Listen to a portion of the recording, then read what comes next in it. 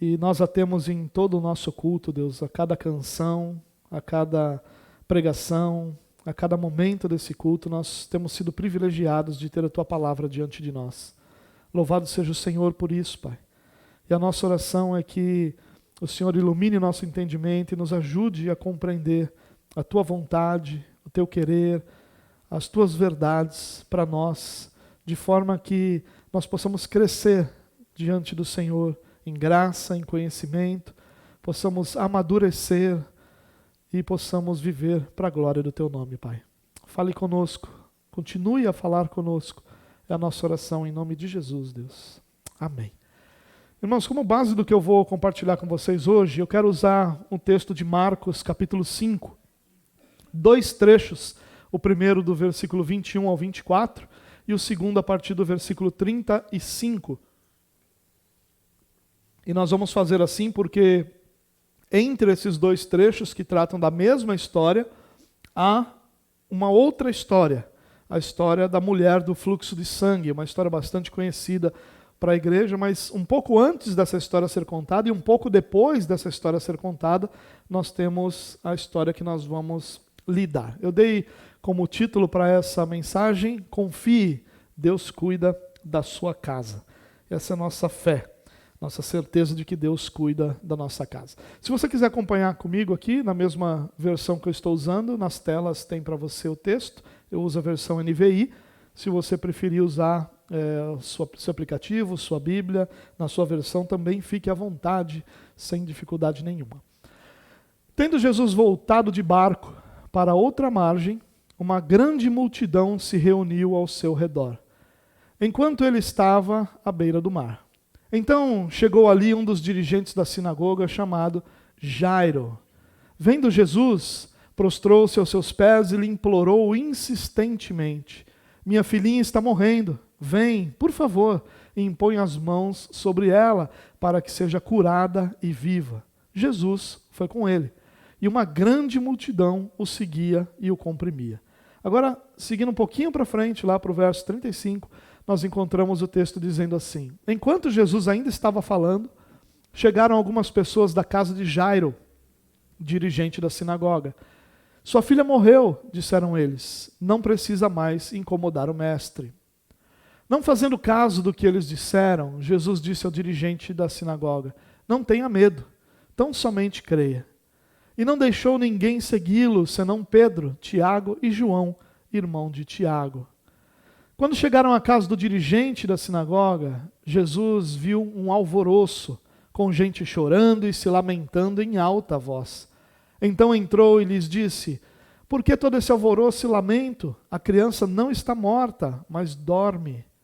Mas todos começaram a rir de Jesus. Ele, porém, ordenou que eles saíssem, tomou consigo o pai e a mãe da criança e os discípulos que estavam com ele e entrou onde se encontrava a criança. Tomou-a pela mão e lhe disse: Talita cumi, que significa: menina, eu lhe ordeno, levante-se. Imediatamente a menina, que tinha 12 anos de idade, levantou-se e começou a andar. Isso os deixou atônitos. Bom, essa história também é bastante conhecida de todos nós. Uma história bastante próxima, né, do dia a dia da igreja. A história de Jairo, o chefe da sinagoga, o líder da sinagoga, e da sua filha. Essa história, como eu disse, ela vem logo depois da história onde Jesus está na região dos Gerazenos, onde um endemoniado é liberto, e aí esse endemoniado agora já liberto, esse jovem, procura Jesus e quer ir com Jesus. Jesus diz: não, você vai ficar aí, vai contar o que Deus fez. E ele fica lá, ele se torna possivelmente o primeiro missionário naquela localidade, apresentando o Evangelho, proclamando o Evangelho. E então Jesus sai de barco, lembrando que toda aquela região ali, você vai ter sempre expressões como o mar da Galileia, né, que na verdade não chega a ser um mar, é um lago, né, o lago de Genezaré também, mas que pelo seu tamanho, né, pela sua vastidão, era muitas vezes chamado de mar também. E ali Jesus está sempre ali naquele entorno, né, nas principais cidades onde ele vai agir, estão quase todas ali em torno sempre na região da Galileia ou próxima região da Galileia. E aí, então Jesus é alcançado por esse homem chamado Jairo. E aí esse homem se prostra diante de Jesus e pede a ele que vá com ele até a sua casa, porque sua filha estava à beira da morte. E Jesus vai. Mas Jesus é interrompido no meio do caminho pela história da mulher do fluxo de sangue. Essa mulher se aproxima de Jesus com fé, toca em Jesus, é curada do seu mal, ela já vinha sofrendo há 12 anos de uma hemorragia. E aí então, depois de curada, Jesus se volta e pergunta quem me tocou, né? Que me tocou de uma forma especial, né? Porque percebi que de mim saiu virtude. E os discípulos, meio que incrédulos, dizendo: Senhor, todo mundo te tocou, né? Quem é que não te tocou? É a pergunta mais fácil, já que está todo mundo te apertando. E Jesus: não, alguém de mim saiu de virtude, alguém me tocou de uma forma especial. E essa mulher então se apresenta e conta que foi curada, e Jesus então a abençoa. E quando Jesus retoma o seu tratar com Jairo e indo em direção à sua casa, já chega um grupo. E esse grupo que se aproxima diz: olha, não incomode mais o mestre, sua filha já morreu. E Jesus não ouve aquilo, não dá ouvidos àquilo e vai com Jairo, e a gente conhece o final da história. A filha desse homem é entregue a ele viva. Bom, esse é o resumo da história, mas eu queria tratar com vocês alguns pontos tão valiosos nessa história que eu penso que podem ser aplicados para a nossa família e para a nossa fé quando a gente lida com a nossa família. Só um ponto importante, meus irmãos: quando nós falamos sobre família, nós falamos de um desafio de todos nós. Cada um de nós tem desafios diferentes na família, mas todos nós temos desafios na nossa família. Alguns têm numa determinada área, né? De repente uma área financeira, de repente a área emocional, de repente a área do companheirismo, de repente a área sexual. Outros têm problemas de relacionamento. Mas cada um de nós encontra seus próprios desafios em nossa família. Às vezes nós, como filhos, somos os problemas. Às vezes nós, como pais, somos os problemas. Às vezes, como cônjuge, somos os problemas. Ou o problema, né? Ou temos o problema. A questão é que, quando a gente fala com família, ou de família, a gente fala de uma área em que todos nós têm suas batalhas, todos nós têm suas lutas, todos nós têm suas dificuldades. E todos nós trabalhamos muito, ou desejamos muito que essas dificuldades mudem, ou que essas dificuldades desapareçam, e que nossa família possa encontrar uma plenitude que nós desejamos. Porque a grande verdade, irmãos, é que eu acho difícil que alguém tenha casado, exceto para ser feliz. É muito difícil que você tenha encontrado alguém, pensado assim: olha, eu vou casar, eu detesto tanto aquela pessoa, que eu vou casar com ele para fazer a vida dele miserável. Eu acredito que é impossível que alguém pense dessa forma. Impossível não é, né? Porque nós, como seres humanos, surpreendemos o mal todos os dias, né? O mal olha para si mesmo e diz: eu não sabia que eu era tão mal, né? Conforme a gente consegue surpreendê-lo. E, na verdade, isso é natural, né? Todos nós não somos mais maus porque nós estamos sendo guardados pelo Senhor, porque a nossa natureza é capaz de muito mais do que a gente tem feito. Bom, a grande realidade, irmãos, é que quando nós lidamos com essa questão familiar, nós lidamos com algo que nós idealizamos. Todos nós idealizamos a família como algo perfeito. E uma das coisas muito interessantes, que eu não sei se você já percebeu isso, quando você tem essas fábulas infantis, né, ou as histórias de amor nos filmes românticos, você percebe que normalmente é o seguinte: a ênfase está no conseguir ficar junto. Então, um determinado casal passa por inúmeras lutas, tentando ficar juntos, e aí, quando eles estão quase lá, acontece alguma coisa, eles não ficam juntos, e quando está quase lá de novo, até que no final da história eles conseguem ficar juntos, e normalmente no final se diz algo do tipo: e viveram felizes para sempre. E o enfoque está normalmente na dificuldade desse casal se tornar um casal. Mas na vida real, essa é a menor das dificuldades. Ainda que ela exista. Ainda que muitos casais enfrentem histórias semelhantes daquelas dos filmes e vivam histórias assim, belas até mesmo, quando contam como ficaram juntos, enfrentando dificuldades, e dificuldades financeiras, às vezes família, às vezes amigos, às vezes preconceito de pessoas ao redor, e aí vão batalhando e ficam juntos. Tem um filme muito bonito, Um Lugar Chamado Notting Hill. Notting Hill é um dos bairros de Londres, e não que eu tenha ido lá, mas o filme conta, né, que é um bairro de Londres. E ali tem um casal, cujos atores eu não consigo me lembrar os nomes, né, mas eu sei que um é a mulher de Uma Linda Mulher lá, Julia Roberts, isso. E o outro é aquele cara cujo nome eu não quero saber, porque ele faz mal para nós, essa masculinidade. Né? Existe um homem daquele jeito lá, não é a melhor coisa aqui. Então não faço questão nenhuma de saber esse nome. Já basta o Hilbert lá para atormentar a minha existência, eu não quero mais um outro Hilbert na minha vida. Bom, mas vamos para a história. E a história conta isso, a dificuldade. Ela é uma atriz famosa e ele é um dono de uma livraria num bairro de Londres. E eles vivem histórias assim, uma história emocionante até que eles ficam juntos. E quando eles estão quase juntos, ou quando eles estão começando a ficar juntos, a imprensa descobre e aí eles têm que terminar. E quando eles estão quase se aproximando, ele escuta no fone de ouvido ela gravando uma cena lá em Londres e ela dizendo que ele não era ninguém, né? Claro que ela diz isso para que não saia fofoca, mas ele escuta aquilo e fica impactado. Ou seja, quando eles estão quase lá, alguma coisa acontece. Mas qual é o final da história? Eles ficam juntos e viveram felizes para sempre. Mas se tivesse um lugar chamado Notting Hill 2, nós perceberíamos que toda aquela história tão bela e romantizada não é nada comparado com a verdadeira luta e batalha de uma família. Porque quando um casal fica juntos, esse casal idealiza uma família que não existe, que é a família perfeita. Eles idealizam uma felicidade que só pode ser alcançada na glória com Jesus, e nunca num relacionamento humano.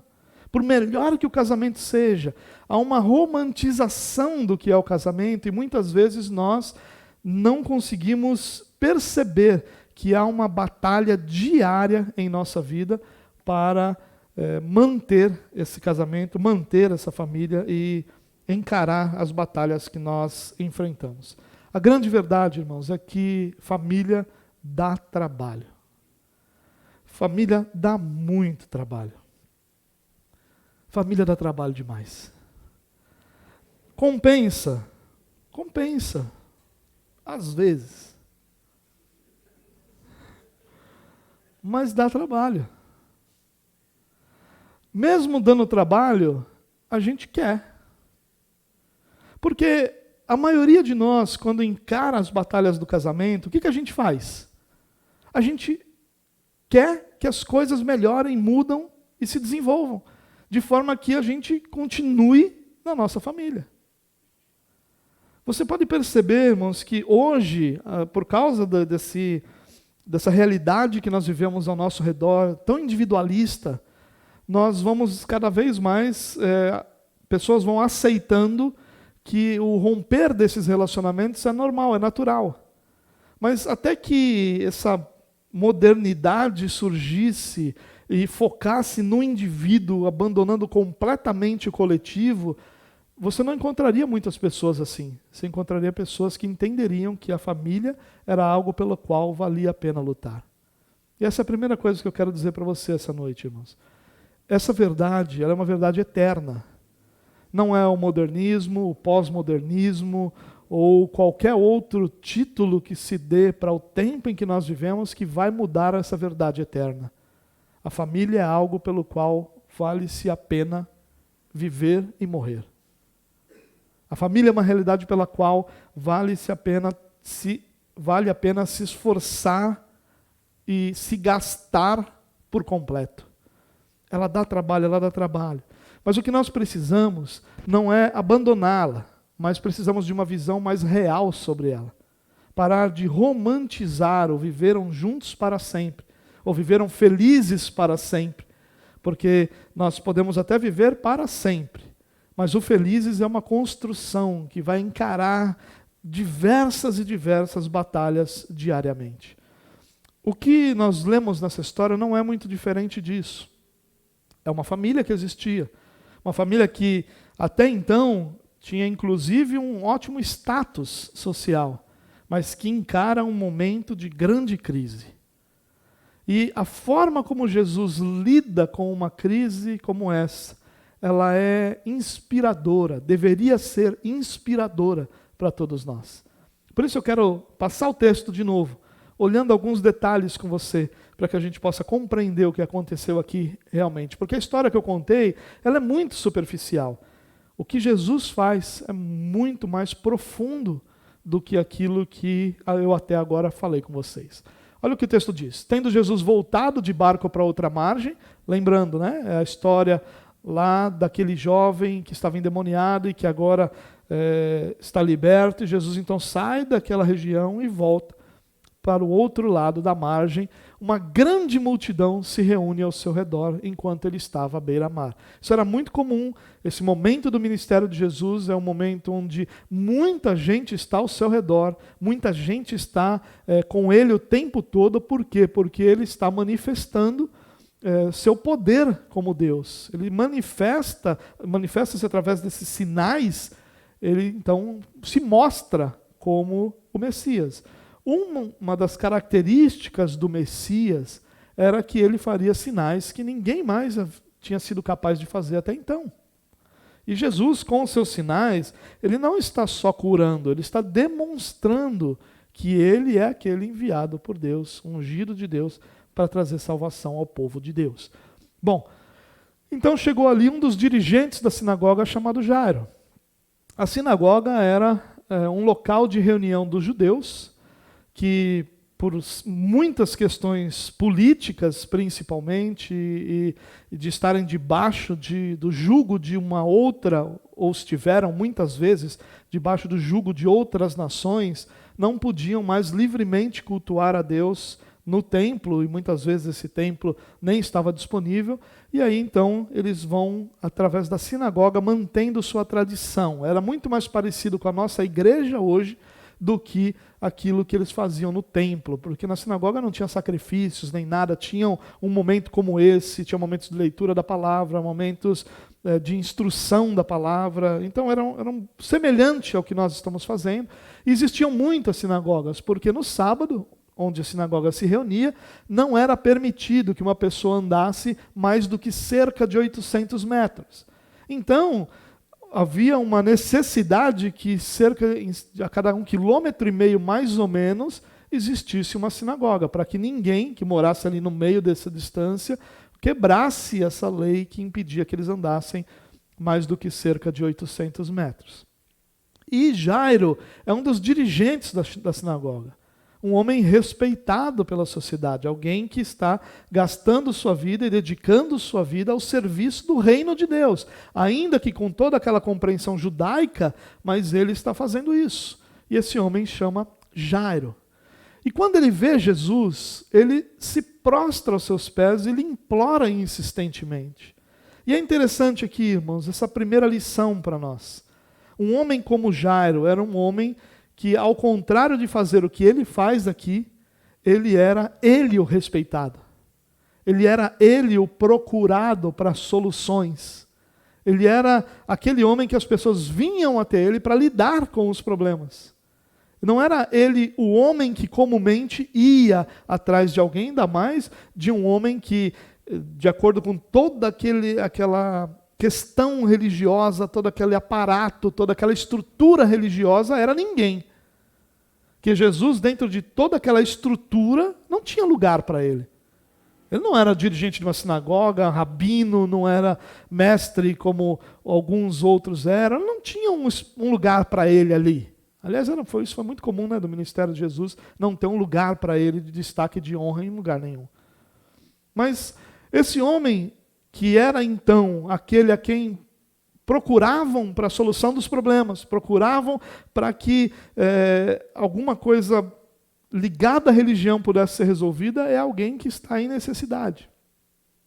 E ao se ver em necessidade, ele sabe sobre Jesus. Nós não sabemos como. Nós não sabemos se esse homem ouviu falar de Jesus por alguém próximo, por ver alguma coisa. Nós não sabemos exatamente qual é a forma que esse homem soube sobre Jesus. Mas a questão é que ele soube sobre Jesus, e ele soube de forma a crer que Jesus era poderoso para mudar aquela situação. E quando ele percebe isso, quando ele tem esse entendimento, a sua postura diante de Jesus é a postura de alguém que sabe que está diante de outro maior, de alguém maior. Jairo, que até então era um homem público e respeitado, agora se prostra diante de Jesus. Uma atitude que para um judeu era extremamente forte. Porque os judeus não aprenderam muita coisa ao longo da história, mas uma coisa eles aprenderam: a não se prostrar diante de ninguém. E isso, quando eles vão para o cativeiro, eles aprendem, de forma que nunca mais eles deixam de entender que eles não deveriam se dobrar diante de nada, nem de ninguém. Mas aqui está um homem que sabia de todas essas coisas, prostrado diante de Jesus. Sabe, irmãos, não existe forma de nós nos relacionarmos com Deus se não for assim. Se nós não estivermos dispostos a nos relacionar com Jesus, dessa forma como Jairo se relaciona, prostrado, sabendo que há uma necessidade de que o Senhor nos atenda para que nós sequer possamos sobreviver, nós nunca teremos um relacionamento saudável com o nosso Deus. Porque ele não pode acontecer de outra forma. Porque nós não estamos falando de dois parecidos, porque nós não estamos falando de dois que são próximos, nós não estamos falando de dois seres que são ali, um é um pouco superior ao outro, não, nós estamos falando sobre Deus e sobre a criação dependente de Deus, que respira porque Deus sustenta o ar, que caminha porque Deus sustenta a gravidade, que come porque Deus sustenta o tempo para que aquilo que é plantado possa florescer. Nós não estamos falando de pessoas parecidas, nós não estamos falando do nosso mano, do nosso brother, nós não estamos falando de ninguém próximo de nós, nós estamos falando do Deus Criador de todas as coisas. Daquele que sustenta com o poder da palavra todas as coisas. Aquele diante do qual absolutamente nada tem grandeza alguma. Aquele que faz da terra estrado para o seu apoio, para os seus pés. E se nós queremos nos relacionar com Deus em fé, nós precisamos saber quem nós somos e quem Ele é. E precisamos parar com essa tolice de imaginar que há em nossos lábios ou em nós qualquer coisa que mova Deus. Precisamos parar com essa tolice de que, qualquer coisa move o coração de Deus. Deus não é movido pelo que nós somos, fazemos ou queremos. Deus é movido pelos seus propósitos eternos em ser glorificado em todas as coisas. Quando nós nos aproximamos de Deus, nós nos aproximamos como Jairo, prostrados, confiando somente na graça de Deus. E essa expressão aqui é forte, implorando insistentemente. Alguns homens sabem o que é isso, implorar insistentemente, quando estavam de olho nas suas esposas hoje. E imploravam insistentemente por uma oportunidade. Mas o que esse homem faz é abrir mão de tudo que ele era diante dos outros, para se tornar o que ele era diante de Deus, completamente dependente da sua graça e bondade. Ele não está interessado no que ele tem. Ele não está interessado no que ele é. Ele não está interessado em qualquer status, em qualquer mérito, em qualquer título. Ele sabe que ou ele se prostra diante de Deus, como a criação se prostra diante do soberano Criador, ou não tem relacionamento. Chega a ser hilário, se não fosse motivo de tristeza, nós ouvirmos pessoas dizendo que deram um ultimato para Deus. Pastor, eu cheguei aqui na igreja hoje e eu disse para Deus, ou o Senhor faz hoje, ou o Senhor não me vê mais. E quando uma pessoa me diz isso, eu digo para ele assim, irmão, foi um prazer te conhecer, que Deus te abençoe onde quer que você vá. Porque não vai ser aqui. E pessoas dizendo, eu queria tanto aquilo que eu coloquei Deus contra a parede. Sério? Irmãos, como nós podemos fazer isso? Como a criação pode fazer isso diante do seu Criador? E dizer ao seu Criador, eu exijo, eu quero. É isso que o Senhor vai fazer, porque essa é minha decisão. Como é que eu posso dizer que Deus tem o lápis e eu tenho a borracha? Porque se isso é verdade, eu preciso dizer para você que a borracha já apagou seu cérebro. O nosso Deus é soberano. Com a força... Irmãos, tenta imaginar o que é isso. Haja e ouve. Na minha casa eu mando, nem os cachorros obedecem. Aí, Deus diz, haja e ouve. E Deus não disse, haja almoço, haja dinheiro para pagar essa conta. Deus disse, haja luz e houve luz. Deus disse, haja, e tudo que existe veio a existir. E nós, como criaturas, precisamos aprender, porque nós gostamos demais de bater nos judeus religiosos. Como se eles fossem segunda classe, mas se tem uma coisa que eles sabiam, é ter postura diante de Deus. Se tem uma coisa que eles sabiam, é como se aproximar de Deus, Criador de todas as coisas. E ele se prostra assim. Ele diz, minha filhinha está morrendo. E é interessante, irmãos, que nós muitas vezes pensamos em desistir da nossa família. Mas é pela nossa família que nós fazemos os nossos maiores esforços e sacrifícios. Nós podemos amar nossa profissão, nós podemos amar o dinheiro que nós ganhamos, nós podemos amar um monte de coisas, nossos hobbies, nossos talentos, nossos títulos, nosso tudo.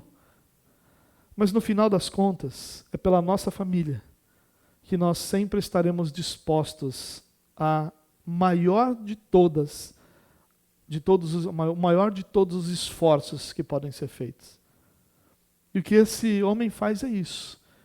Ele deixa de pensar e de valorizar qualquer coisa que ele era, para que ele esteja diante de Deus como deveria estar, como alguém que sabe quem Deus é. E ele diz, olha, minha filhinha está morrendo, vem, por favor, e impõe as mãos sobre ela para que seja curada e viva. E ele aqui crê, ele tem fé do que Deus pode fazer. Ele não tinha nenhuma garantia que Deus ia fazer. E Deus só faz, irmãos, isso precisa ficar muito claro aqui, que Deus só faz porque há um propósito no que ele faz aqui. Porque fazer isso estava de acordo e conectado com os propósitos que Deus tinha para esse momento. Não é pela humilhação. Não é porque ele se prostra. Não é porque a oração é cheia de carinho pela filha. Não é. É porque o Deus soberano quis fazer. Isso também faz parte de esvaziar-nos de nós mesmos.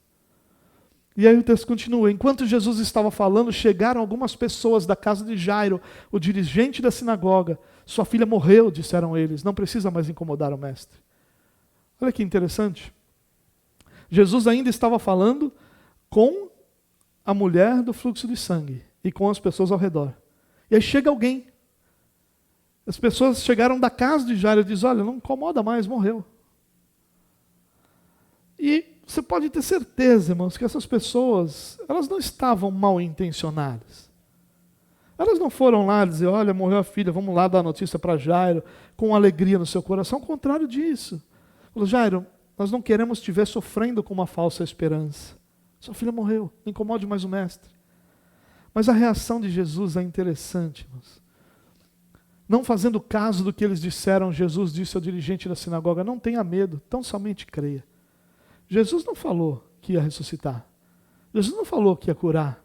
Jesus não falou que as coisas seriam como Jairo pensou. Jesus insta Jairo a crer, a não ter medo. Sabe, irmãos, muitas vezes nós somos confrontados com essas notícias, como essas pessoas vieram trazer a Jairo. Notícias que, ao nosso olhar, são notícias trágicas. Notícias que parecem nos fazer crer que acabou tudo. Que a perda fez com que tudo acabasse. Que não há mais esperança. Que não há mais nada pelo que viver. E muitas vezes é a isso que nós damos ouvidos. Mas é interessante que Jesus vira Jairo e diz, olha, não tenha medo. E essa expressão, não tenha medo, ela é tão presente nas Escrituras, irmãos. Ela é tão presente, porque Deus sabe o quanto nós somos limitados pelo medo que nós temos. Eu não sei você, mas eu tenho pavor de altura. Eu não tenho exatamente medo. É uma coisa que vai além do medo. Quando eu olho para uma altura, o sangue some das minhas pernas. A minha perna fica completamente gelada. Se eu sonhar que eu estou num lugar alto, o sangue some da minha perna. É um negócio impressionante. Aí, às vezes, eu andando pelo centro de Santos, está o cara na cadeirinha, do lado de fora do prédio, lá pintando, todo pleno. E eu falo, Jesus, o que é isso? Esse cara é louco. Eu nunca faria aquilo. Nunca. E quando essas coisas acontecem comigo, eu fico pensando quantas outras coisas eu não faço porque eu estou com medo. Eu estou com medo de que aquilo que as pessoas pensam seja verdade. De que aquilo que as pessoas estão enxergando seja verdade. De que as notícias que as pessoas têm preparadas sobre mim sejam verdade. Que a notícia de que está tudo acabado seja verdade. Quantas vezes isso tem me impedido de crer, de seguir adiante, de confiar, de saber e de experimentar a beleza de Deus sobre a minha vida. E Jesus, a primeira coisa que ele diz para Jairo, perceba, ele não disse nada até agora. Quando Jairo vai lá e ora e diz, Senhor, minha filhinha está morrendo, o texto diz, e Jesus foi com ele. Não diz o que Jesus falou, não diz se houve uma frase, não diz nada. Jesus vai com ele. Simplesmente vai. Jesus não dá o sermão dizendo, está vendo aí, Jairo? Você fica aí com essa sua religiosidade. Essa religiosidade não serve para nada. Olha aí agora, nessa necessidade, você vem a quem? Você vem a mim. Jesus não tem nada disso. Jesus vai. Mas quando a notícia piora, a primeira coisa que Jesus diz para Jairo é, Jairo, não tenha medo. Não tenha medo. E essa expressão aparece algumas centenas de vezes nas Escrituras. Não tenha medo. Porque o medo, ele é quase que o oposto da confiança. Porque o medo, ele não só nos limita, mas muitas vezes nos paralisa. Há uma certa necessidade de medo. Se você não tiver medo de atravessar a rua, sair atravessando sem medo, é bem possível que um acidente aconteça. Então há uma necessidade de um certo medo para que esse medo te mantenha dentro de limites. Mas o que Jesus está dizendo aqui não é sobre isso. Está falando sobre o medo de que tudo tenha acabado. E muitas vezes a gente tem esse medo dentro da nossa família. Quando casal novo ou recém-casado, ainda na garantia, né? Nós sonhamos muitas coisas juntos. Casal de namorado é especialista nisso. Vai lá, está comendo um hot dog de R$ 5 com dinheiro emprestado e sonhando em viajar para Cancún. Quando nós casarmos, nós vamos conquistar tudo. Está lá comendo um hot dog com grana emprestada. Mas está lá, quando nós vamos fazer isso, nós vamos fazer aquilo. Olha, e você, o meu sonho é morar em Paris. Pobre não tem limite. Né? Pobre não tem dinheiro, mas tem uma fé que Deus deve olhar e dizer assim, rapaz, esse meu filho crê demais. Isso crê muito, é muita fé para pouco dinheiro. Mas ele está ali, crendo, sonhando, mas chega uma hora que a realidade bate a porta. Chega uma hora que as coisas não acontecem como nós queríamos. Chega uma hora que ao invés de caminharmos velhinhos, depois de 50 anos de casamento, nós estamos doentes. Ou que ao invés de nós olharmos os nossos filhos casando e se tornando homens de Deus, nós estamos lutando com eles em relação a drogas, em relação ao afastamento do Evangelho. Que ao invés de nós desfrutarmos de todo o sucesso da nossa profissão, nós estamos frustrados, entristecidos, cabisbaixos, porque a nossa profissão não nos trouxe nenhuma alegria. E para nós aquilo vai ser a nossa vida. E a palavra de Jesus para essas pessoas, meu irmão, é não tenha medo, tão somente creia. Creia no quê? Que Deus vai fazer um milagre? Não é isso que Jesus está dizendo aqui.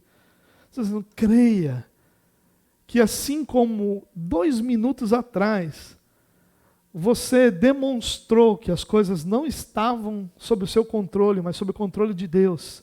Então somente creia que eles continuam debaixo do controle de Deus. Aquilo que Deus está fazendo vai ser completado.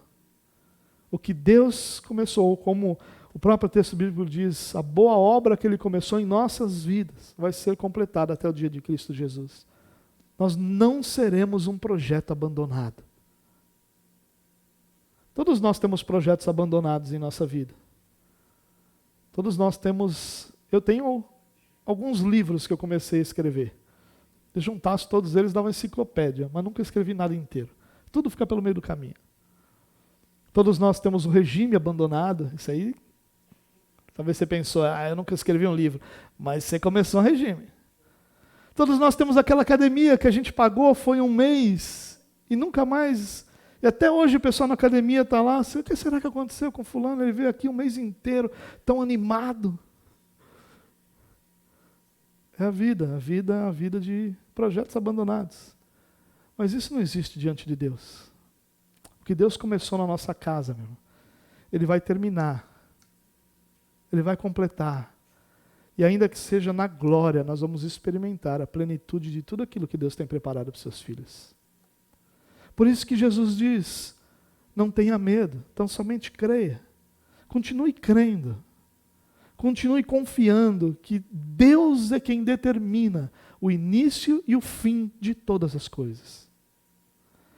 O texto continua dizendo que Ele não deixou ninguém segui-lo.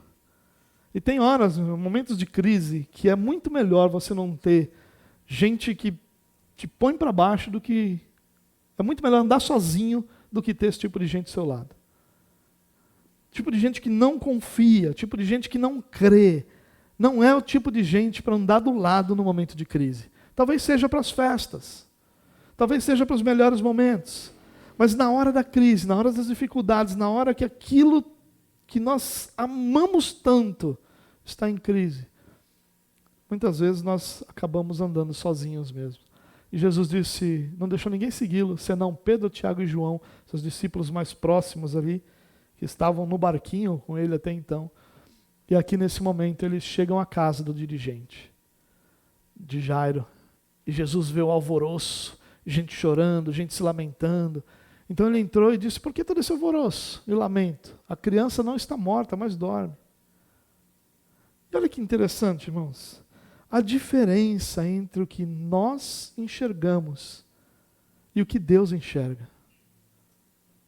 Já parou para prestar atenção nisso, irmãos? Como o nosso olhar é limitado. Como nós não conseguimos enxergar o que está depois daquela parede. Como nós não conseguimos enxergar o que está atrás dessa cortina. Como nós não conseguimos enxergar todas as coisas, nosso olhar é limitado. Nós enxergamos apenas aquilo que nos é possível. E estava todo mundo ali lamentando, alvoroçado. E o mais interessante, irmãos, é que eu não estou dizendo aqui que nós estamos enxergando de forma errada. Não é isso. Essas pessoas não estavam enxergando de forma errada. Elas estavam enxergando a realidade. Só que a realidade que nós enxergamos, ela também está debaixo do governo de Deus. A realidade que nós enxergamos não é necessariamente a realidade final, quando Deus terminar aquilo que Ele está fazendo. A realidade que nós enxergamos, e que às vezes nos entristece, nos abate, nos coloca para baixo, nos impede de nos alegrar com aquilo que nós estamos vivendo, essa realidade, ela não é definitiva diante de Deus. E essas pessoas estavam ali tristes e Jesus diz, olha, a criança não está morta, ela dorme. E todos começam a rir de Jesus. E nós, como bons fariseus modernos, dizemos assim, que vergonha, que falta de fé. Jesus falando e rindo de Jesus. E a gente faz a mesma coisa. Quando a palavra de Deus diz para que nós confiemos, e a gente não confia. Quando a palavra de Deus diz que todas as coisas estão debaixo do controle de Deus, e nós não cremos.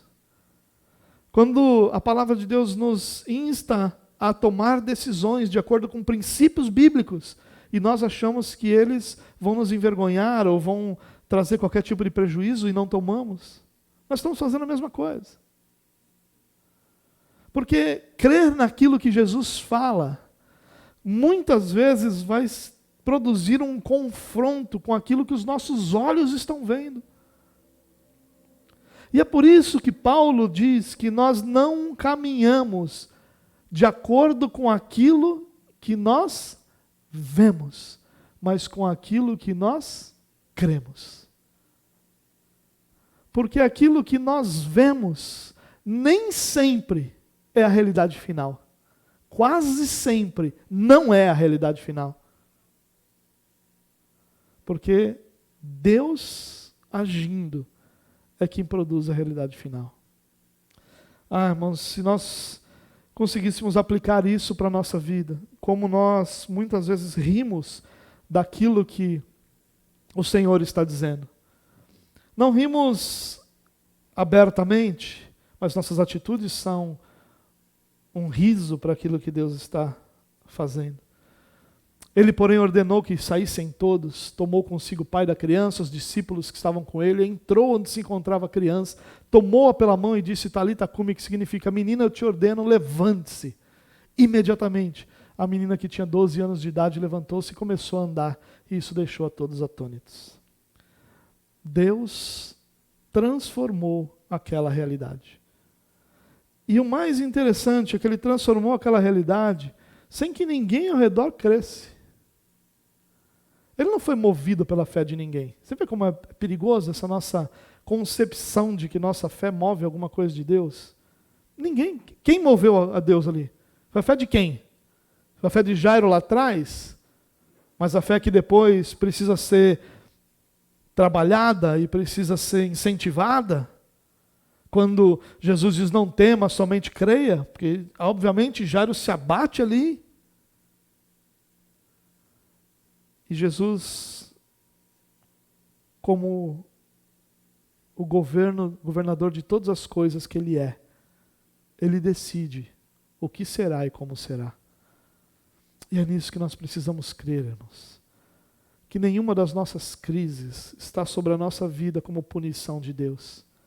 Que nenhuma das nossas dores vem sobre nós pelo desamparo de Deus.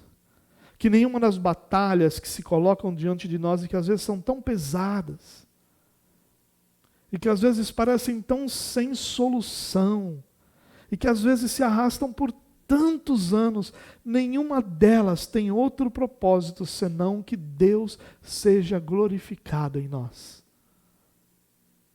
Nenhuma delas vem com o propósito de Deus nos abater, como se tivesse nos abandonado, como se estivesse irado contra nós, ou como se estivesse olhando para nós e dizendo: você não é o filho que devia ser, por isso eu vou lhe punir.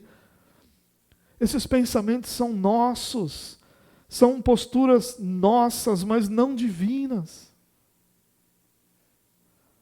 A postura divina é que não há ira de Deus contra os seus filhos. Não há, porque a ira de Deus foi satisfeita, a justiça de Deus foi satisfeita em Cristo Jesus. Quem suportou essa ira de Deus pelo pecado não fui eu, nem foi você. Foi o próprio Cristo na cruz. E ali, então, a justiça de Deus é satisfeita. E não há mais ira de Deus contra seus filhos.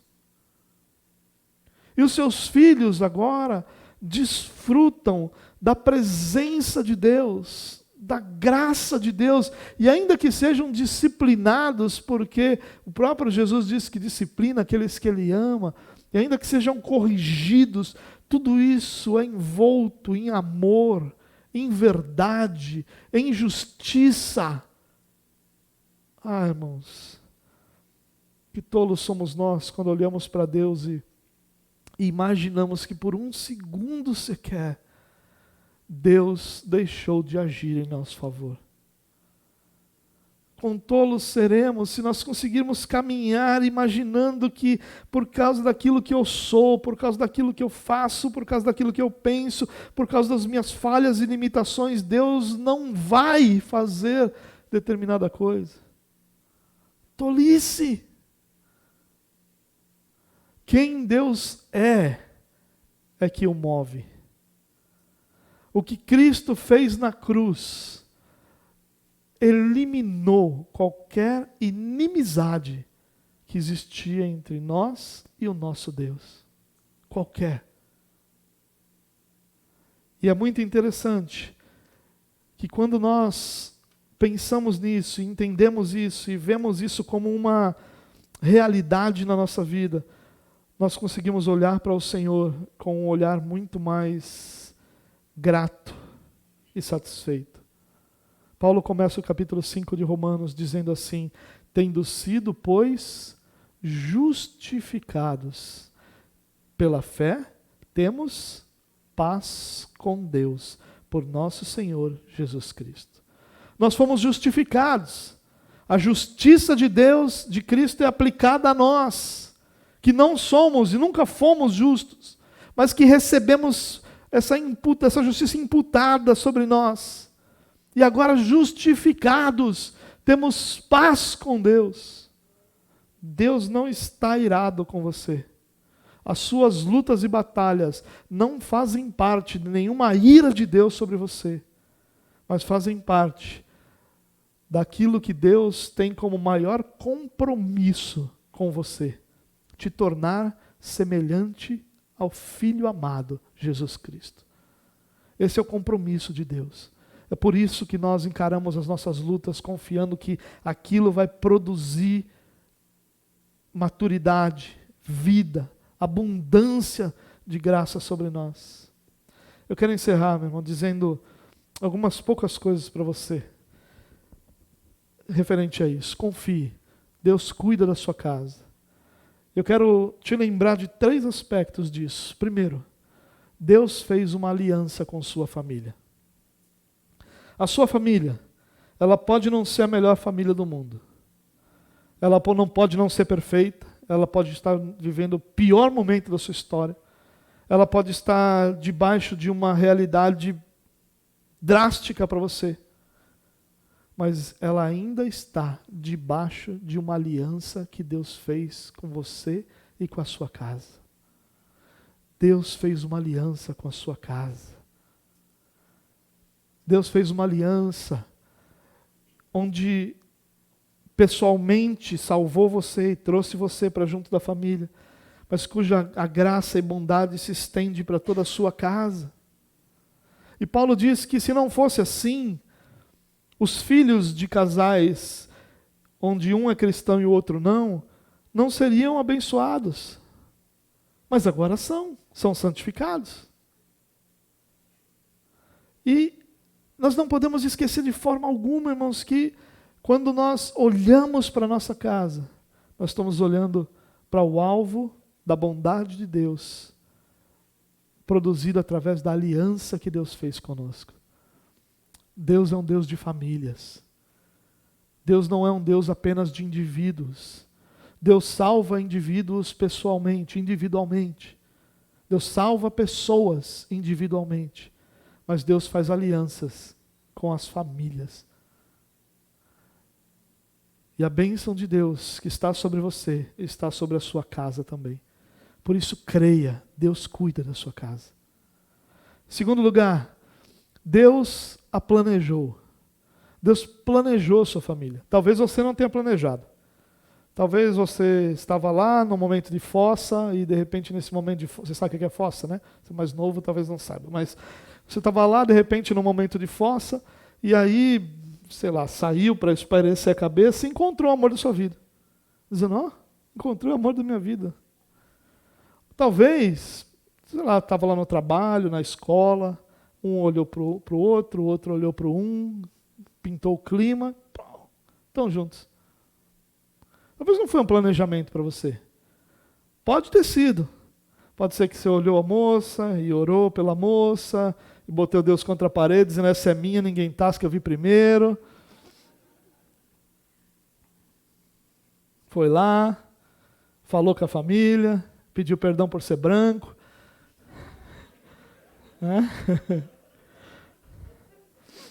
Desculpa, não podia deixar essa passar.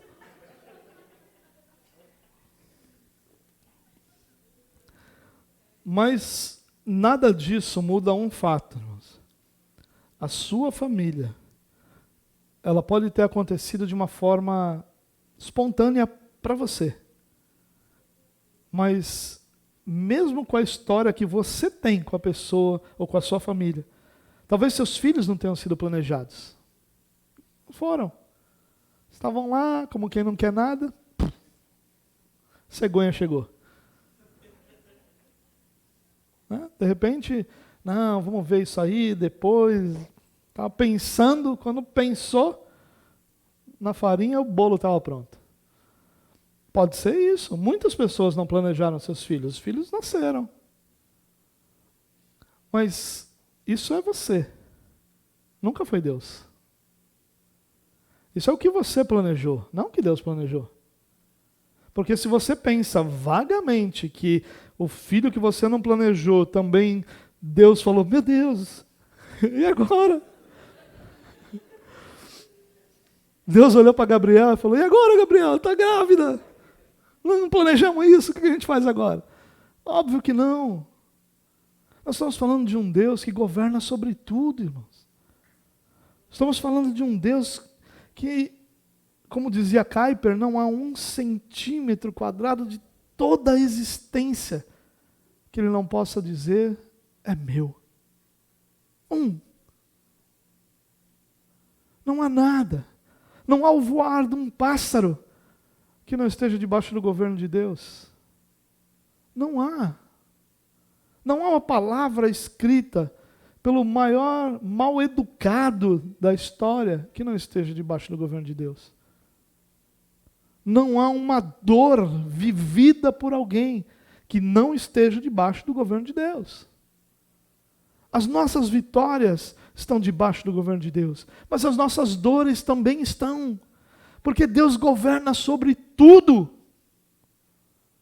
E como alguém que governa sobre tudo, Ele planejou sua família.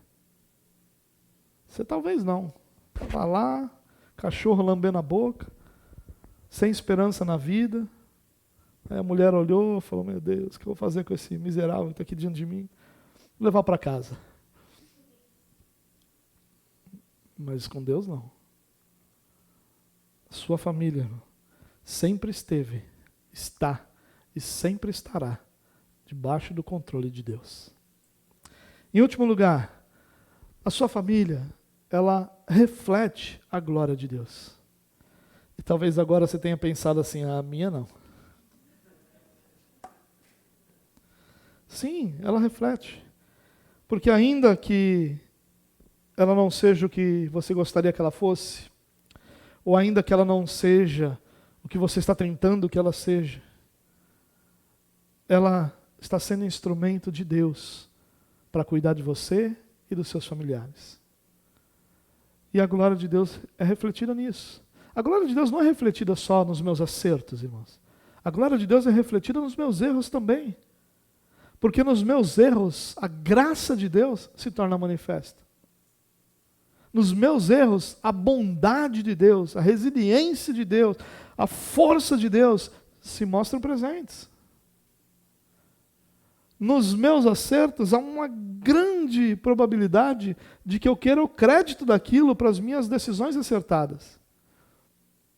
Mas nos meus erros, tudo que eu posso ter é confiança na graça de Deus. Talvez você olhe para a sua família hoje e ache que ela não reflete a glória de Deus. Mas você está enganado. Porque Deus está sendo glorificado na sua casa. Mesmo diante de todas as dores que sua família tem produzido em você. Mesmo diante de todas as incertezas. Mesmo diante de todas as dúvidas. Deus tem governado sobre a sua casa. E sempre fará da sua casa um marco para a sua glória, um reflexo para a sua glória. Por isso confie, meu irmão. Deus cuida da sua casa. Ela não é o que deveria ser ainda, ou o que poderia ser, mas ela é o que Deus está fazendo ela ser. Continue confiando, irmão. Deus não terminou ainda a obra que Ele começou quando criou a sua família, quando estabeleceu a sua família.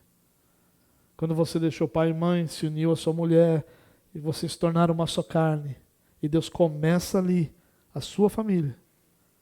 Deus não terminou ainda. Como eu disse, a jornada não é viveram felizes para sempre. A jornada é encararam juntos. Olha, lembrei de uma música do Legião Urbana. Talvez você seja novo demais para lembrar, mas tinha uma música chamada Eduardo e Mônica. Encararam juntos uma barra legal. Como é que é? Encararam juntos. Bom, para você ver que é uma música antiga, não lembro. Encararam juntos uma barra que eles tiveram. É o que a música diz. E na verdade, irmãos, é isso que reflete a bênção de Deus, a bondade de Deus. Você, no meio de todas as lutas, ainda conseguir olhar para Deus e saber que Deus tem cuidado da sua casa. Essa é a prova de que Deus está lá. Porque nas lutas, a coisa mais fácil é nós dizermos: não tem nada de Deus nisso aqui. Deus me chamou, mas não chamou fulano, não chamou ciclano. Deus me ama, mas meu marido não, ou minha esposa não, ou meu filho não. Quem sabe se Deus vai salvar ou não, só Deus que sabe, Deus que salva. O fato de você confiar é a prova de que Deus está com você. Confie, Deus cuida da sua casa, meu. E vai fazer da sua casa um farol para que muitos perdidos possam ser encontrados e direcionados para diante de Deus. Pai, nós te louvamos pela família que o Senhor nos deu. Nós gostaríamos que muitas situações fossem diferentes. E na verdade oramos, desejamos e esperamos que sejam diferentes.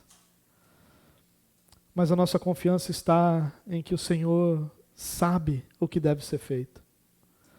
Por isso a nossa oração, Deus, é que o Senhor nos instrua, nos direcione, ensine-nos o que fazer. Ensine-nos a confiar no Senhor. Ensine-nos a acalmar o nosso coração, para que possamos esperar somente em Ti. Nós não queremos e não ficaremos, Deus, de braços cruzados esperando as coisas acontecerem, de forma alguma. Mas nós também não queremos dar nenhum passo que seja fruto da confiança que nós temos em nós mesmos. Nós queremos que cada passo que nós dermos em direção a uma família melhor, seja um passo que nós tenhamos aprendido com o Senhor. Um passo que nós tenhamos visto no Senhor, ouvido, entendido do Senhor. Para que a nossa família, que o Senhor tem cuidado, seja sempre para a glória do Teu nome. Nos abençoa, Deus, que assim como Jairo pôde viver essa experiência tão espetacular, de ver com seus olhos o Teu cuidado, nós possamos crer sem precisar vermos, porque sabemos que o Senhor tem feito as mesmas coisas com a família de cada um de nós. Nos abençoa, Deus, nos ajuda, Senhor. Nós queremos e sabemos que nossa família glorifica o Teu nome e fará assim por todo sempre, para a glória do Senhor, Pai. Amém. Amém.